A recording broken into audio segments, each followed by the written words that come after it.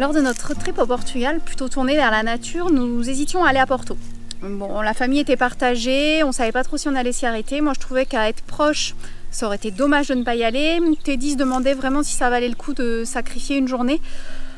Ce qu'il avait pu voir ou lire ne lui avait pas forcément donné envie. Bon, finalement, je vous le donne en mille, j'ai gagné les négociations et on est allé visiter Porto. Donc dans cette vidéo, on va vous montrer ce que nous avons visité en une journée.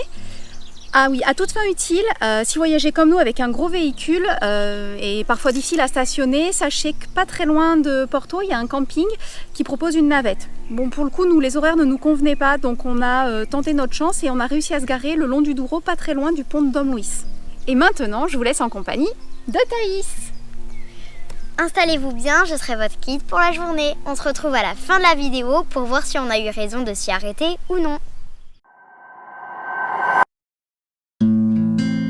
Salut, nous c'est la 4x4 Family. On voyage en famille en 4x4 aménagé. Dans cette nouvelle vidéo, l'essentiel de la ville de Porto en une journée. C'est parti!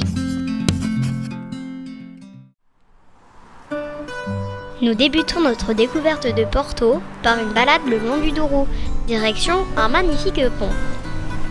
Le pont Dom Luis I est un pont en structure métallique passant au-dessus du Douro. Il donne accès au célèbre centre historique de Porto, le quartier de la Ribeira.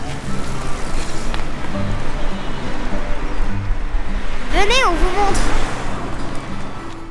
Présent sur toutes les cartes postales, vous ne le manquerez pas si vous passez par la deuxième ville portugaise. On surnomme Porto la ville des ponts, et celui-ci est le plus beau. Ça ne vous rappelle pas un certain monument parisien? C'est normal, il a été créé par un étudiant de Gustave Eiffel lui-même, de 1881 à 1886.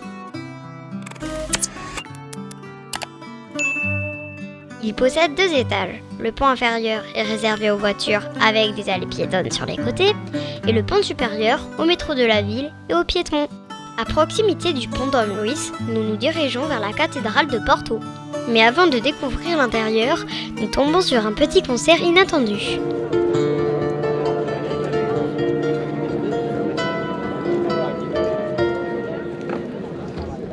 Velho calção de banho, dia pra vadiar, mar que não tem tamanho e arco-íris no ar.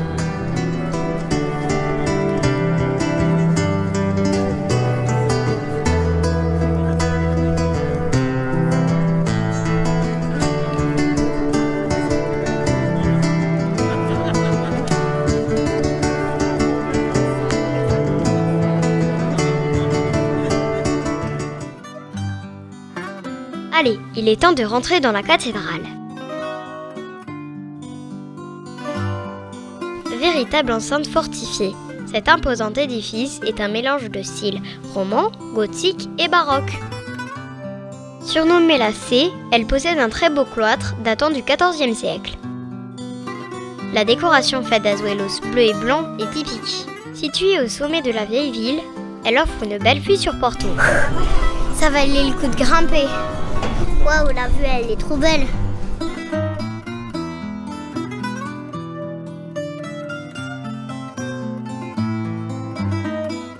Nous finissons la visite par la chapelle Saint-Vincent, tout aussi belle.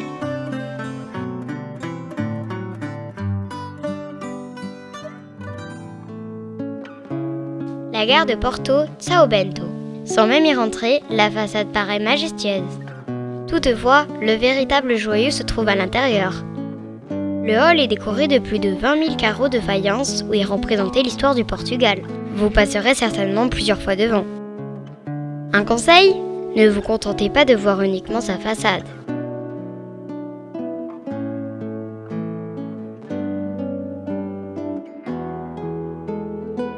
Une des plus belles gares d'Europe. Vous nous donnez vos avis en commentaire ?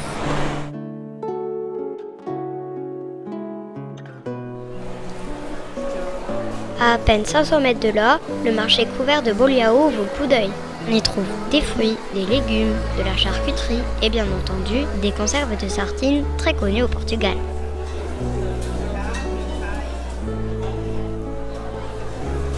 Toutes sortes de fruits de mer, de poissons, sans oublier la morue. Mais aussi des fleurs, des bars à vin et des stands de souvenirs. Vous connaissez l'expression « c'est tellement propre que l'on pourrait manger par terre » ? Ben ici, c'est le cas. Les sols sont nettoyés constamment et c'est vraiment clean. Nous n'avons pas pu résister. Nous avons acheté des fruits, des légumes et de la charcuterie. Allez maman, on fait « Ah !» On s'est régalé.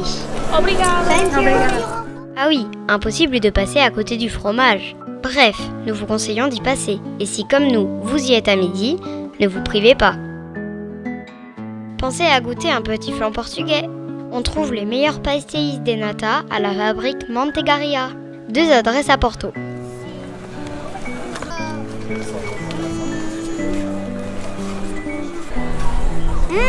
C'est bon.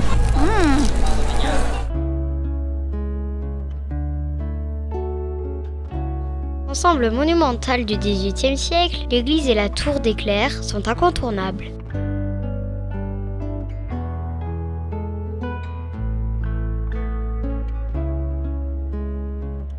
Avec ses 76 mètres, c'est la plus haute tour du Portugal. Considérée comme l'une des plus belles du monde, la librairie Lelo vous le détour. Même si vous n'êtes pas intéressé par les livres, allez la voir. Des livres anciens, ils sont empilés jusqu'au plafond. Cependant, victime de son succès, il faut s'armer de patience. La file d'attente est assez longue. N'hésitez pas à flâner dans les rues. Le centre-ville est classé au patrimoine mondial de l'UNESCO et pour ne rien gâcher, vous tomberez par-ci par-là sur des artistes itinérants.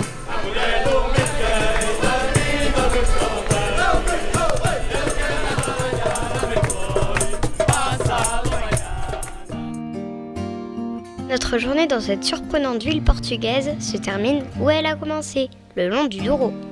Le pont Dom Luís avec ses airs de Tour Eiffel, ses artistes de rue, sa cathédrale, sa magnifique gare, son marché où il fait bon se régaler, l'église éclair et sa tour, son incroyable librairie, flâner dans les rues du centre historique ornées de façades colorées. Vous l'aurez compris, cette ville a un charme fou. Alors Thaïs, tu as aimé Porto ? Ah oui, c'était trop chouette, mais il y a un truc qui m'a gênée, c'est qu'il y avait beaucoup de travaux. C'est vrai qu'il y avait beaucoup de travaux dus à l'extension du métro.